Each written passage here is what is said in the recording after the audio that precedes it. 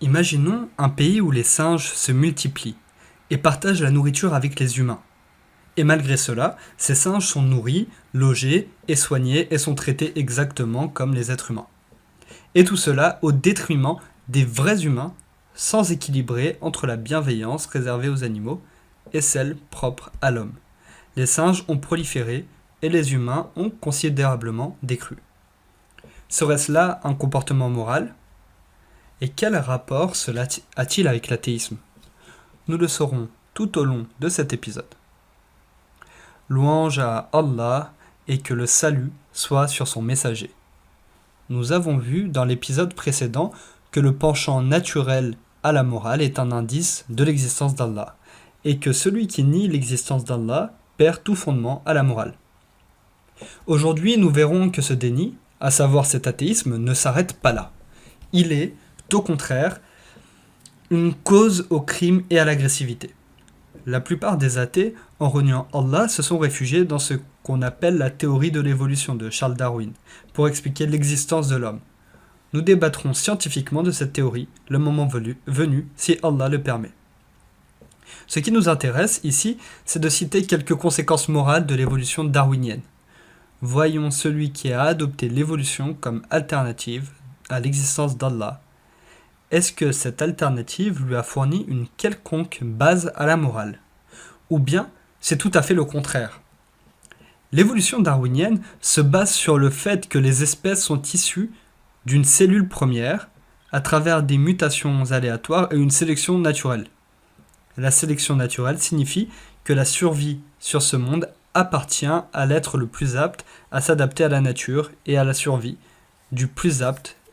Et la survie du plus apte signifie la lutte avec les espèces situées plus bas sur l'échelle de l'évolution.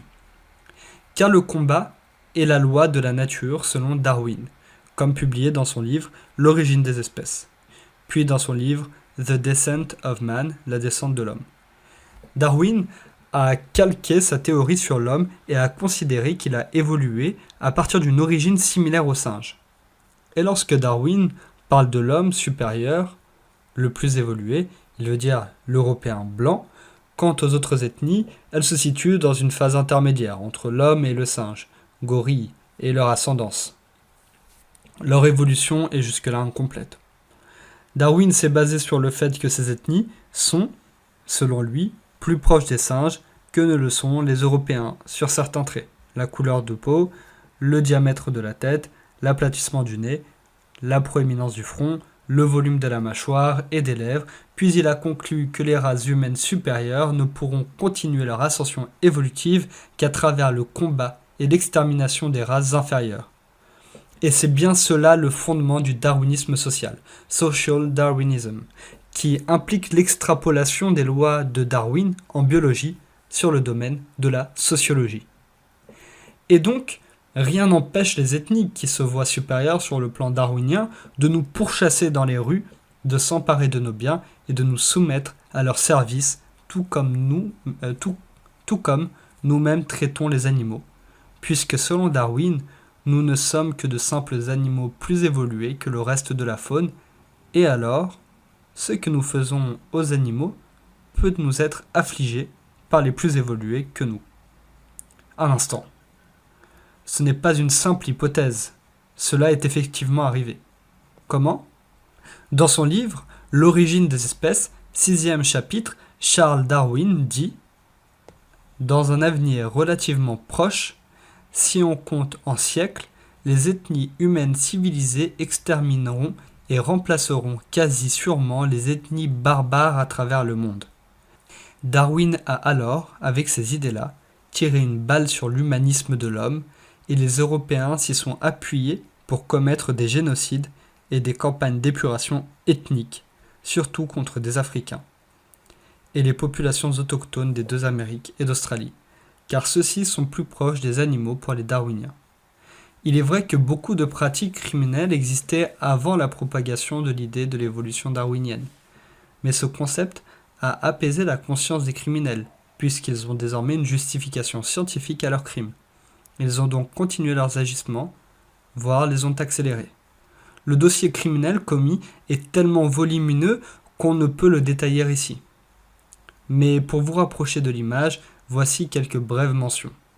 Suite à l'idée de l'évolution darwinienne, l'épuration des habitants de l'Australie commença à la fin du XIXe siècle.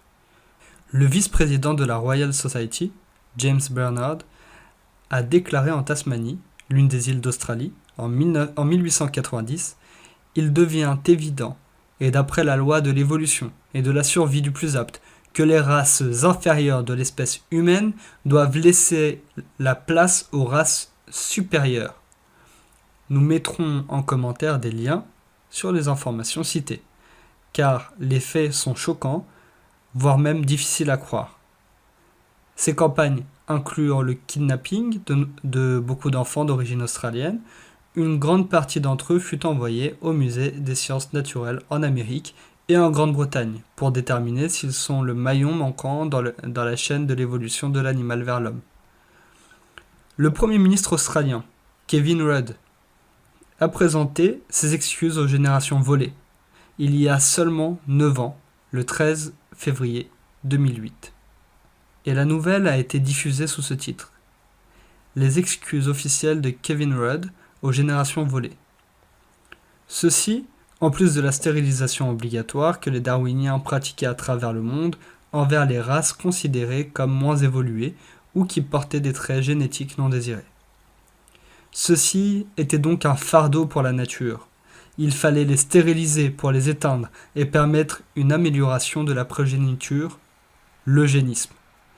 Et pour information, en février 2015, les députés du Parlement américain ont approuvé que chaque victime de la stérilisation obligatoire encore en vie soit indemnisée de 25 000 $. Ceci après un long marathon, suite à la décision du tribunal américain de haute instance en 1927 sur la loi de la stérilisation en vue de l'amélioration de la descendance, à l'État de Virginie. Il s'excuse aux générations volées et indemnise la stérilisation. Mais la question qui se pose est, se désengage-t-il avec cela de l'évolution darwinienne et y renonce-t-il?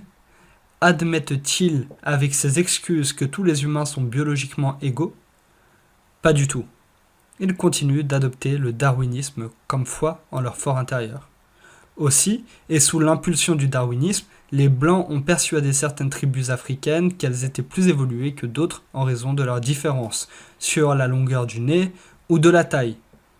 Et cela a été l'un des motifs des guerres et génocides entre ces tribus qui, auparavant, vivaient en paix, comme dans la tragédie du Rwanda, entre Tutsi et Hutu.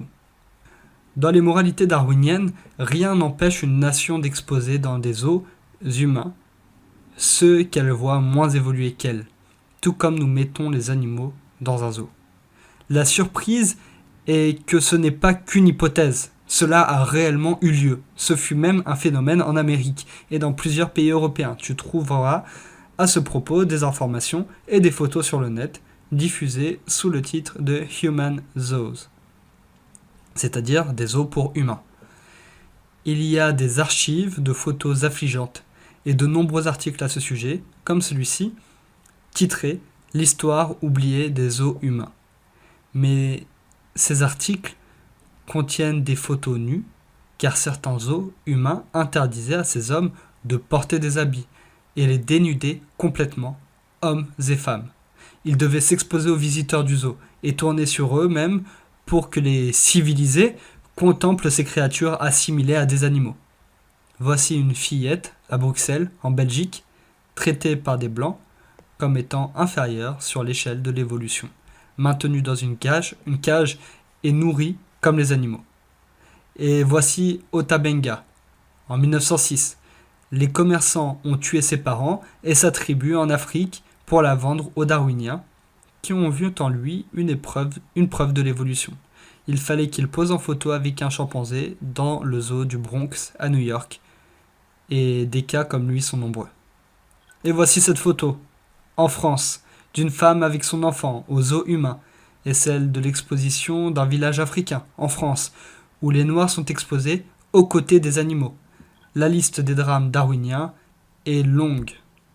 Eux-mêmes, et toujours au nom du darwinisme, n'ont pas échappé à leur propre malfaisance, car certains d'entre eux se sont vus supérieurs à d'autres sur le plan de l'évolution. En effet, 40 ans après le livre de Darwin, L'origine de l'homme, la Première Guerre mondiale éclata. Mais quel est le lien avec la Première Guerre mondiale ? N'a-t-elle pas été causée, selon ce qu'on nous a enseigné à l'école, par l'assassinat du prince héritier de l'Autriche et de son épouse par un étudiant serbe ? Une étincelle qui n'explique pas l'embrasement en peu de jours de l'Europe entière dans cette guerre. Mais d'autres facteurs avaient chargé les esprits pour faire la guerre.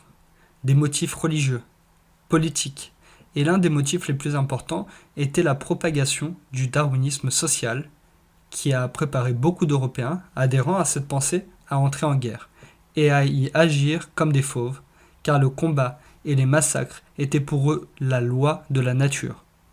D'ailleurs, un grand nombre d'écrivains ont mentionné ce rôle darwinien dans la guerre, tel James Joule dans son livre « Les origines de la Première Guerre mondiale » et Richard Hofstadter dans son livre « Le darwinisme social dans la pensée américaine » écrit durant la Seconde Guerre mondiale.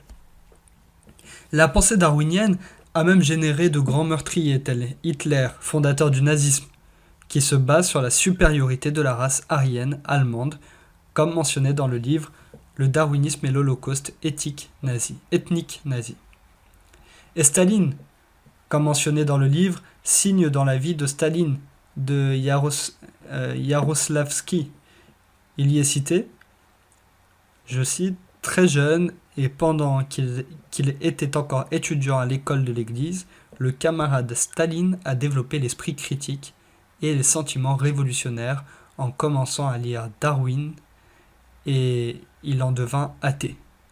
Il y a 2 ans, la CNN a publié un rapport intitulé « La guerre est l'une des manifestations du darwinisme social ».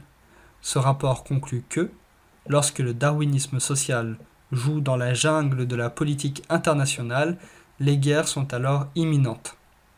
Ici, l'athée te dira, il y a en revanche d'innombrables guerres motivées par la religion. D'abord, il n'est pas question pour nous de faire une comparaison avec les religions tous azimuts, car il y en a l'authentique, les falsifiées et les fausses.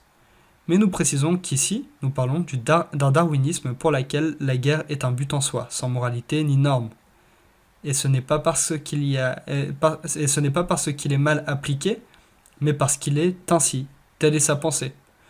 Quant aux guerres en islam, nous discuterons en détail plus tard, si Allah le permet, de leur motivation, si elles sont un but en soi, et quels sont leurs objectifs, normes et moralités. En attendant, nous mettrons en commentaire une conférence que nous avons publiée à ce sujet.